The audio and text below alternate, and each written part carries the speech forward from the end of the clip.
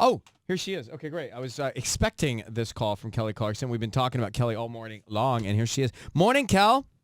Well, I hope it was good. It was great. How It was you great. doing? It was great. No, listen. You're always so lovely and generous, and you and your team have sent over these tickets for your show at Staples Center. We were giving them away all morning to families whose schools have been shut down and they're being cleaned from all the smoke of the fires, and the kids are out of school with nothing to do. So, Man, yeah, and people don't get it. Like it actually was here in LA to my place, burned down, and what wasn't burned, like all the smoke damage, y'all, it's so bad. your place did or did not burn? No, not this. I'm sorry. Whenever I lived here when I was like 18, like right after high school, my place like burned down right before I tried out for Idol, actually. Oh. And my place, yeah, it was like a not a forest fire. It was like just a fire. But our people don't realize, when people say, "Oh, it's just smoke damage," I'm like, no, you don't realize it's gone. Like, Right, that's still it's gone. so hard to get that smell and that just that toxic air out of anything. Well, that's exactly what is happening. And now these schools who didn't burn down, they have to go clean the air filters and the systems and things like that. And the kids, the parents are listening. They're like, oh, I mean, they're all okay, thank God. But the parents like, what am I going to do with all these kids for 10 days? And so... Yeah, and you got to think all the parents have jobs and they have livelihoods to maintain, you know what I'm saying? So what do they do with them, Well, they're coming to see you. My mom was a single mom, so I just stayed at home by myself, and she was like, lock the door and don't answer the phone. Like, it's like, what are you supposed to do? Well, they're coming to see you. They're coming to see you, so thanks for that. Oh, I love that. That's so awesome. Well, you are multimedia moguling, and so one of the things that I was reading about you was that you said that you admitted that being a people pleaser is a trait that it's like one of your worst traits, pleasing. Where does It is really bad. Where does that come from, you think?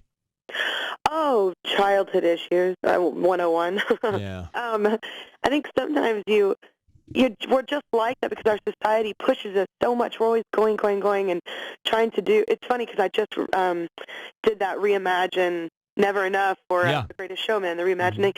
And it's funny because that lyric is so true, not just for artists, but humans.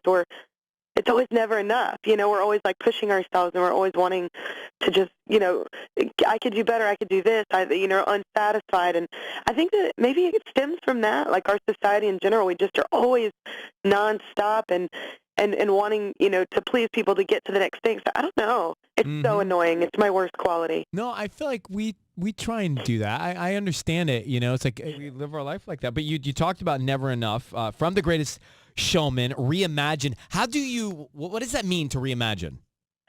You know what? I think I'm a total musical theater kid, so that's how I grew up singing as well. So I think it's, paying homage to like all these really fantastic musicals and movie musicals that come out that you really love. And I think it's almost coming back around. Like, we did that with Hamilton. Now they're doing The Greatest Showman. It's a great song is a great song is a great song. So a lot of artists want the opportunity to be a part of that too, and the writers, it's great for them because their song gets heard more and more. So, when something that fantastic comes along, which The Greatest Showman is amazing, the musical is amazing.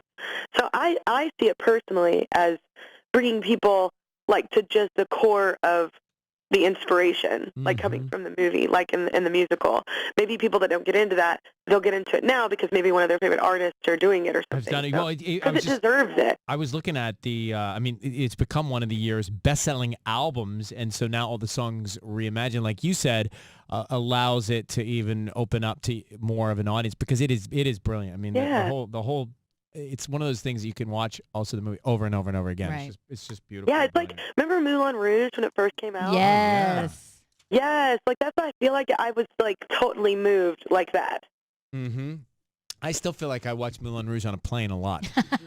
The soundtrack Oh my is God, amazing. that El Tango de Roxanne, that song when they all start singing together. Yes, I so can't. good. I listen to that soundtrack all the time. It's so weird. Like everybody's probably listening to Jay-Z while they're running on a treadmill. And I'm you're totally rocking out to like Moulin Rouge. It's the best.